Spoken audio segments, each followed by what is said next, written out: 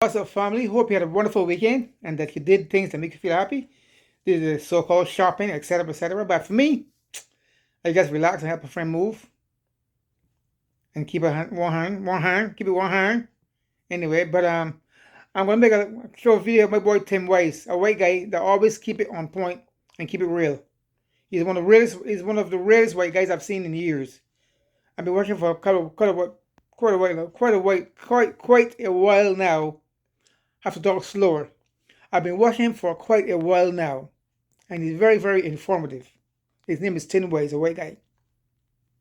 Anyway, folks, check this out. Until then, be loving and kind and giving and caring and humble, respectful, no judgmental, no criticizing, just show love and be loving and kind. Hang on, folks. Was white people, even though they were in a part of the world where there are no white people, right? Sorry, folks, sorry. So there's God right in the clouds, Santa in the sky, white dude, all the biblical characters in the Bible, children's books, white people, even though they were in a part of the world where there are no white people, right? So even though we don't have that in our home, my child has nonetheless already at the age of 7 somehow internalized the idea that the creation source of the universe, whether taken in religious terms or humanistic and more naturalistic terms, is somehow closer to her than to Morgan Freeman. And if my daughter has internalized that, what do you think black and brown children internalize when they see the same imagery? And they see those images. They see them in the stained glass of our churches. You see them in the Christmas cards that get sent around every holiday season where baby Jesus is in the manger in what apparently is Bethlehem, Pennsylvania, rather than the other Bethlehem. Right? Lily white Jesus, which makes no sense anthropologically, biologically, historically, makes no sense at all. But our children see those images and it can affect them. Now, if you were to try to break into my house and hurt my children, I would kill you. Same here.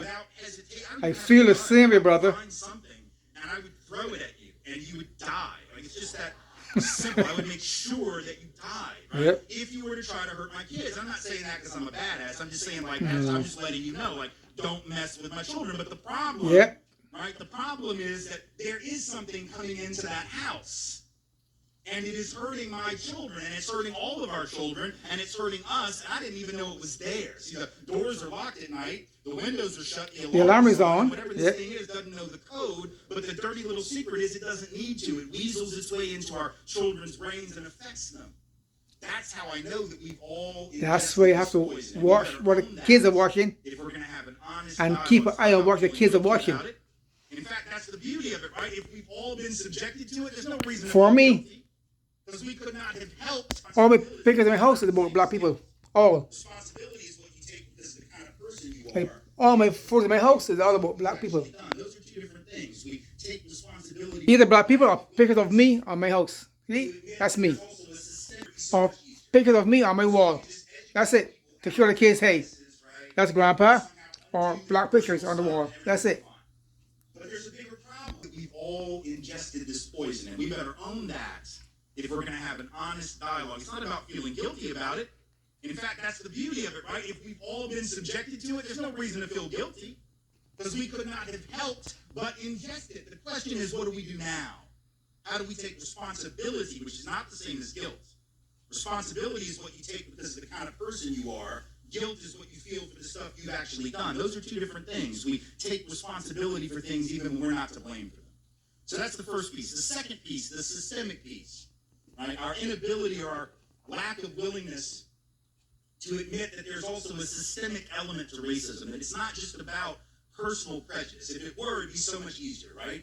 Because we could just educate people out of their biases, right? And we could somehow undo their personal stuff and everything would be fine. But there's a bigger problem, and it's systemic. It's the way that policies and practices and everyday procedures reinforce inequality between different racial groups, even if there's no overt bigotry in the room. What do I mean by that? Let me tell you a story to make that point. And it's a story about my own life. I am from the South. I grew up in Nashville, Tennessee. I've lived in the South all my life. 10 years in New Orleans, the rest of it in Nashville. 5 months in Houston, but we don't talk about that. No offense to Houston, I'm just saying. Like, there are reasons, and we will not discuss them. So growing up in Nashville, I went to school in public schools at a time when they had really just become truly integrated. That may seem sort of hard to believe because theoretically, right, the Supreme Court outlawed segregation back in 1954, but as was the case in Nashville, so too was it the case all throughout the South, that very few school systems actually moved toward real desegregation for about 20 years.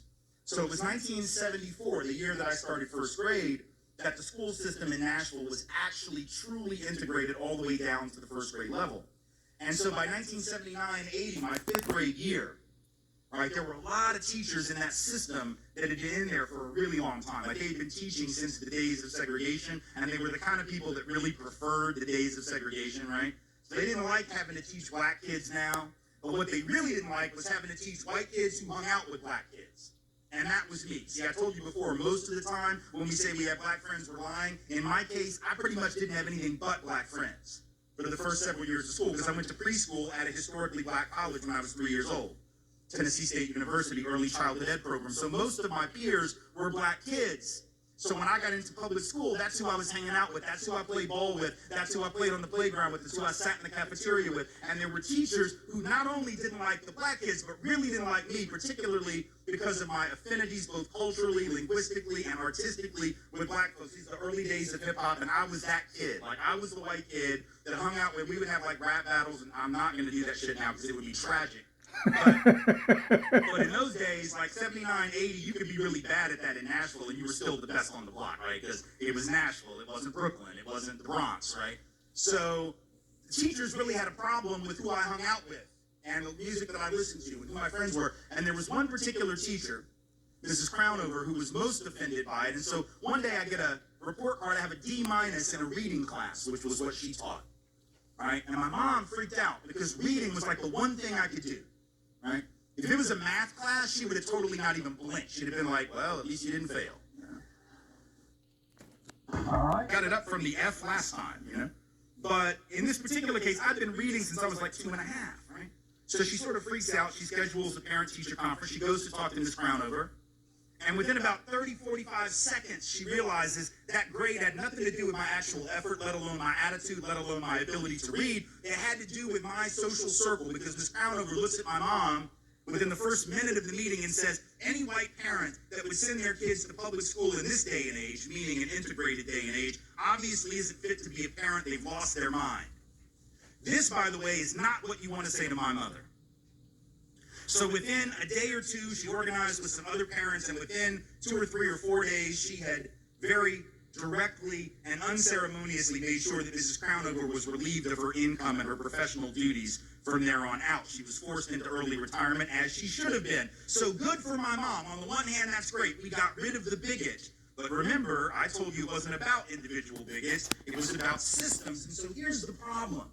Even as my mother took action, as she should have, to remove this racist from the classroom where she had no business teaching, right? But the problem was that after Ms. Crownover was gone, I went back into a school system that every day, in a very subtle but pernicious way, was sending the same kind of message that Mrs. Crownover was trying to send, which is white students are better, black students are lesser, and they shouldn't be together. How was the system sending that message? Very easy. By putting almost all the white kids in the honors and the advanced level classes, no matter what kind of students we were. I was a lousy student. I wasn't a good student until like last week. I literally got my shit together like Tuesday of last week, right? I wasn't a good student, but I was always in the honors track. And the black kids, no matter how bright they were almost always in the standard or the remedial level track and never moved up no matter how well they did. So the system was sending a message by dividing us and saying that it was division based on ability, but it wasn't. They were sending the message that Crownover was sending. They didn't even need her there to send it, you see. And my mother never saw that. And I never saw that. It went right. That even happened up this day. Still happens now. You see a white guy driving a BMW or whatever, a Lexus, you don't get stopped. A black guy driving a BMW or Mercedes, he gets stopped. How can you afford that car? Where do you work? Where do you live? The same shit's happening now. They didn't stop. How should I put it? Reform racism. That's all this way. Reform. Same bullshit. Anyway, folks, back to it. Right over our heads. And that's not just a 1979 story. That continues to happen today. Right now in this country, students of color are half as likely to be placed in advanced placement and honors classes compared to white students. Students of color are half as likely to be taught by the most experienced teachers. White students twice as likely to have the most experienced teachers. Right? Black and Latino students 2, 3, even 4 times more likely to be suspended or expelled, even though they do not break the rules more often than white students. That's So a belief, true. but it's not true. There have been 14 different studies. They all find the same thing, that the rates of serious school rule infractions are virtually identical across racial lines. People bringing drugs to campus equally across racial lines. People bringing weapons to campus, actually white men more likely to bring guns and knives Than black kids. in K-12 schools than black men or Latino men. So true. Contrary to popular belief, So but true. that's what the Centers for Disease Control research says. But who is it that's getting caught? The It's black black kids. and Latino kids. They're the ones getting searched. They're the ones getting detected. They're the ones getting suspended and often prosecuted. Yep. Whereas white students are doing the same thing, doing drugs just as much, And getting away with it. weapons just as often, if not more And so, getting away with it. escaping notice. Yep. So that's still happening. That's a system, and it doesn't require one overt racist in the classroom for that to continue, right? So that becomes a problem. We have to do more than just look at the individual. We have to look at the way that structures operate, sometimes without us even realizing it's happening. Because if we don't do that, we can get rid of every individual bigoted cop or every individual bigoted teacher or any individual bigoted employer. We can sue them, I guess, in court, and maybe people can even win those lawsuits. But what does that really change unless we take aim at those institutional policies that keep recreating inequality? The third piece is to see how history affects the present, how the past and the present mix. We really don't like this.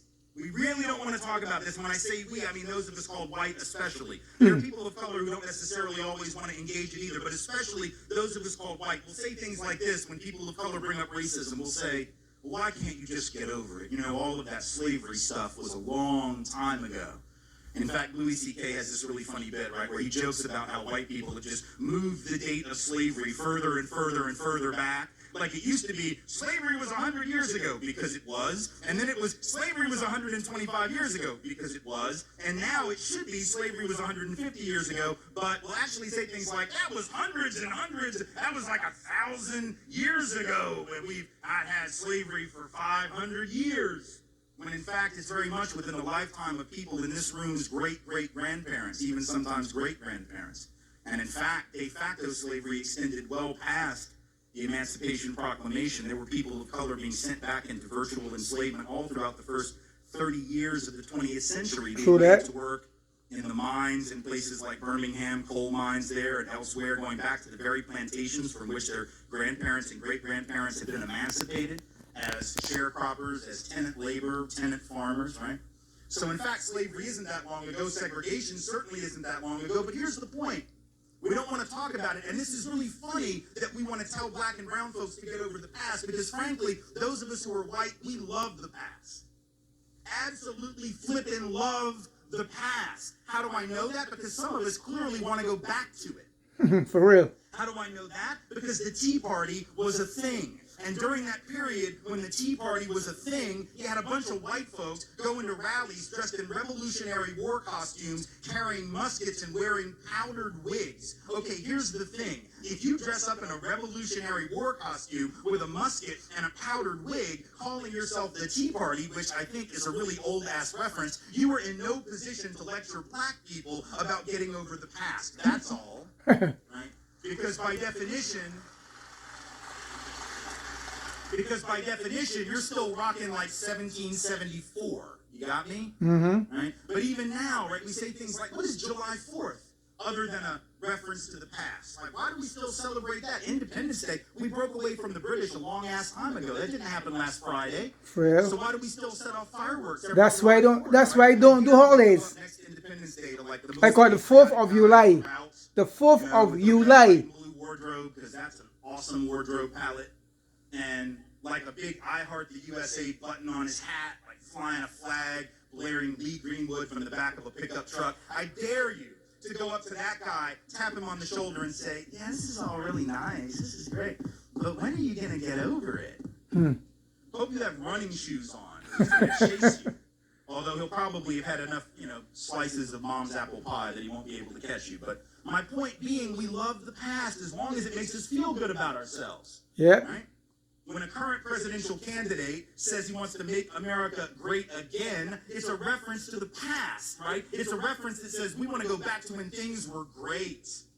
But only great for certain people. For white people. The time that's being remembered so fondly wasn't so great for everyone, right? So we love the past as long right, folks. as it venerates us. The whole video is right here. You got to deal with the good and The bad. whole video is right there. Right? And we know that, don't we? Like on a personal level, we know, like That's the not whole politics video, and race, folks. Just like you as Well, individuals, right? We all come from families. It that should soon jacked finish. up It's in only one 14 way or another, minutes right? long. We all have dysfunction. We all have really messed up stuff in our families. Some of which we talk about, a lot of which we never talk about, right? And the fact is, if you ever want, just as an individual, to move past your past, you have to confront it. Whether that's on a therapist's couch or whether that's with friends or a lover or a spouse or a partner, whatever it is, you've got to be willing to confront where you come from in order to get to the next place that's better. But we don't want to do that. We don't do that as individuals, and it eats us up. And we don't do that as a country. But we have to do that. Because the past affects the present. Inertia The present isn't affects the just a future. property of the physical Yep. universe. It's also a property of the political. All right, folks. That was Tin Wise, a very informative guy. I've been watching him for years. He keeps it real. He's like he's a little bit by Jane Elliott, but she's a little controversial. She's out to one point. Anyway, folks, subscribe, leave a comment, share the video. You'll never pay for Netflix. I'm out here. Much love. Much love. Netflix